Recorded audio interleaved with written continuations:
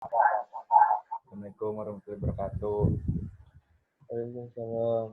Kami dari kelompok Waalaikumsalam. 1 ingin presentasi Dengaran lah tentang suara Rangga.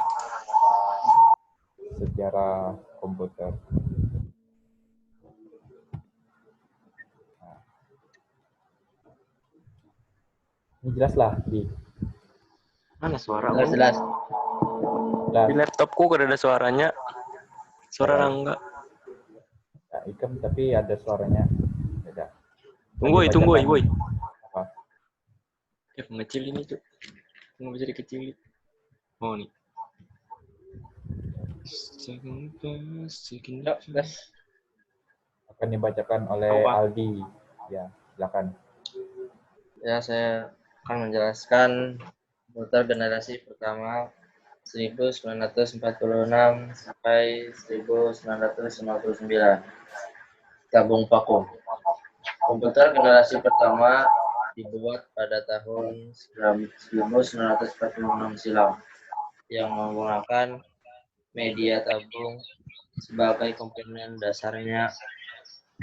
Tabung vakum sendiri merupakan sebuah material yang sangat cepat mengantarkan panas sehingga ini dinilai kurang efektif jika digunakan pada masa sekarang. Selain menghasilkan panas yang berlebih, komputer ini juga membutuhkan daya listrik yang besar untuk dapat mengoperasikannya.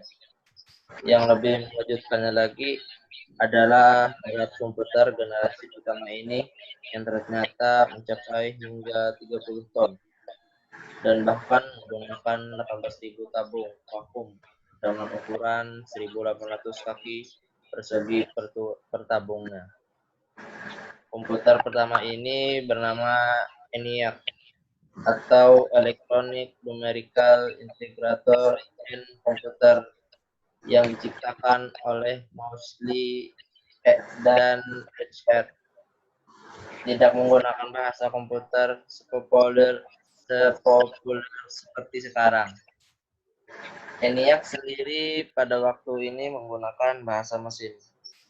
Merupakan bahasa pemrograman paling dasar yang dapat dipahami oleh komputer. Dan karena keterbatasan kemampuan, akhirnya membuat komputer ini tidak dapat memecahkan masalah dalam satu waktu sekaligus. Meskipun terbilang sangat terbatas, namun pembuatan komputer generasi pertama tersebut menghabiskan biaya $1 juta. Next.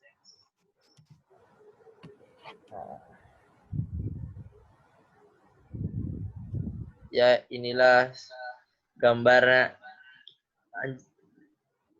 Seperti inilah gambar komputer generasi pertama.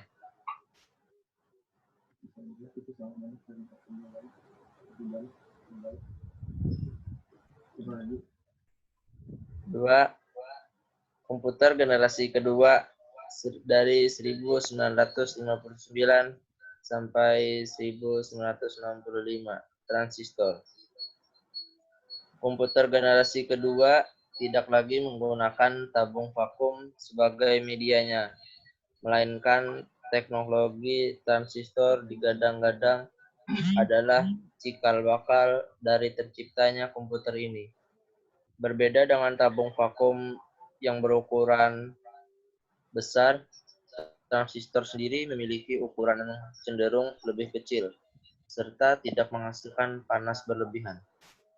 Dengan menggunakan transistor, otomatis perangkat komputer yang diciptakan bisa berbentuk lebih kecil dibanding sebelumnya. Komputer generasi kedua tidak mewarisi komponen-komponen komputer terdahulunya. Sebab bahasa mesin yang dulu digunakan di komputer pertama ternyata juga diganti menjadi bahasa assembly, atau kata lainnya adalah bahasa simbolik. Setelah dirilisnya komputer generasi kedua, bahasa pemrograman tingkat tinggi juga sedang dikembangkan pada saat itu.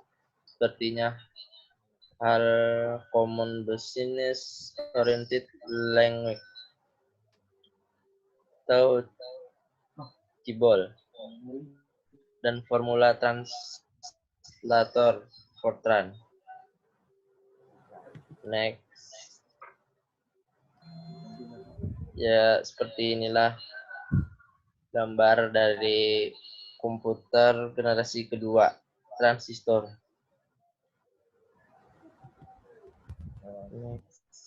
Kita membacakan oleh Satrio. Matiin itu aku. Ini udah mati.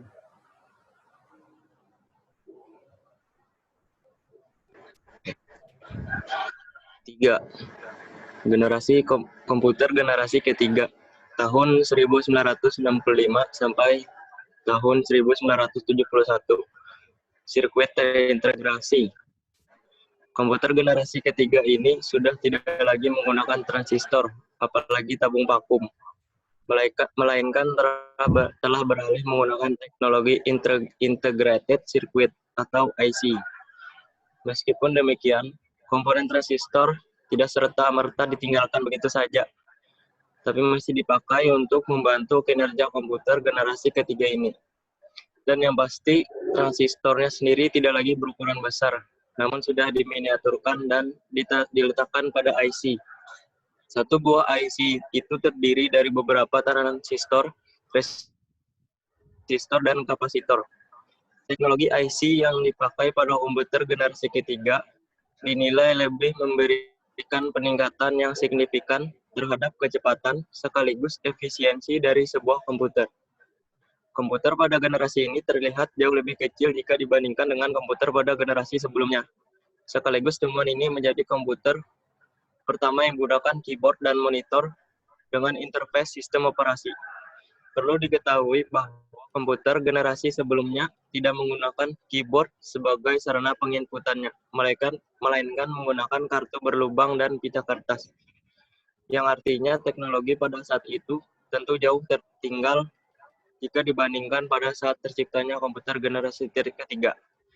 Selain ukurannya lebih kecil, komputer ini dihargai relatif murah dan masih dapat dijangkau oleh masyarakat pada umumnya.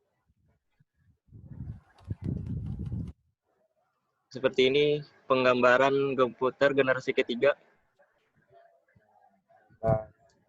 Dilanjutkan oleh Eli. Silakan.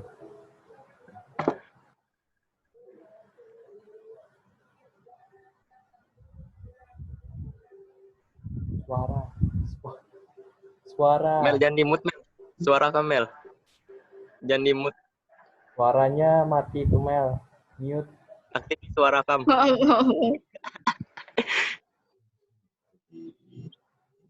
Komputer generasi keempat dari tahun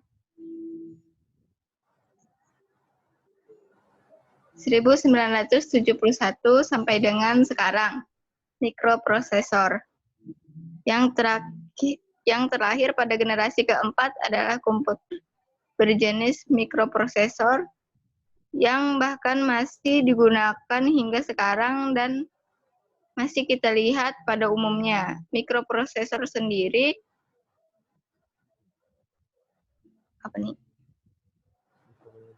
menggabungkan beberapa komponen menjadi satu dalam chip yang kecil. Chip tersebut terdiri dari ribuan transistor dan elemen sirkuit lainnya yang dihubungkan menjadi satu. Artinya secara otomatis hal ini juga membuat sebuah komputer berukuran lebih kecil. Perkembangan komputer generasi keempat ini dibuat dan dicetuskan oleh Intel. Salah satu perusahaan teknologi yang menciptakan chip Intel 4004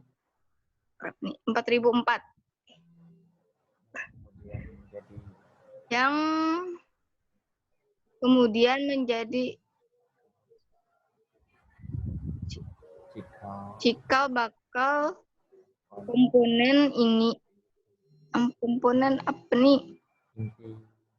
komponen inti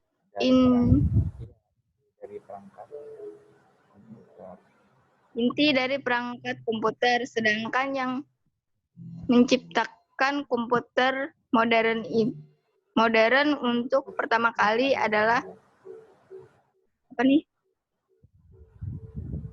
Dari perusahaan IBM. Dari perusahaan IBM yang didesain khusus untuk penggunaan rumahan. Lalu menyusul Atau apa nih? Apple dengan komputer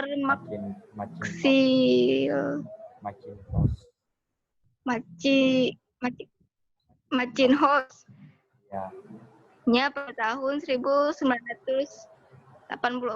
Perkembangan teknologi komputer yang dirasa sangat cepat itu secara tidak langsung melahirkan ide untuk menciptakan sebuah jaringan komputer, yang mana kemudian mengarah pada kelahiran internet. Selain itu, komputer generasi keempat sendiri juga sudah mulai menggunakan mouse dan diciptakannya graphical user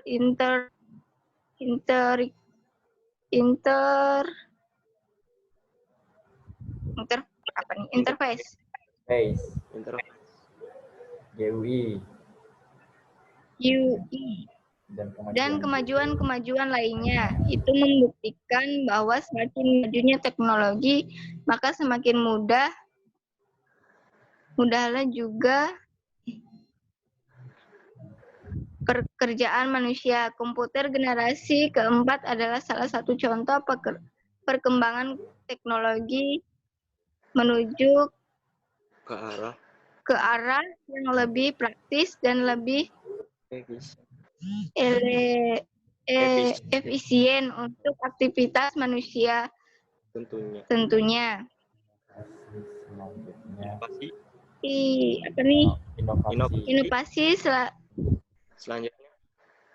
Inovasi selanjutnya hasil dari perkembangan komputer generasi komputer, yakni menghasilkan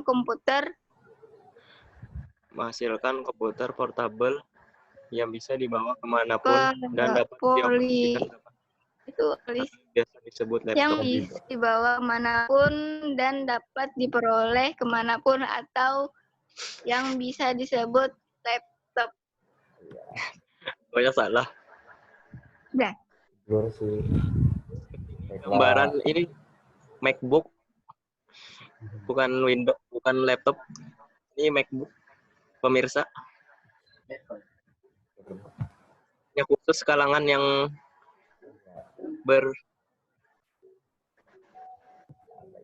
Ya, sekian dan terima kasih. Terima kasih. Maaf bila ada kesalahan, walaupun memang salah. Ya, sekian. Baiklah, sekian dari kelompok kami untuk presentasi. Mohon maaf bila ada kesalahan karena jaringan yang seadanya. Terkendala jaringan. Iya, terima kasih atas perhatiannya. Assalamualaikum warahmatullahi wabarakatuh. Waalaikumsalam.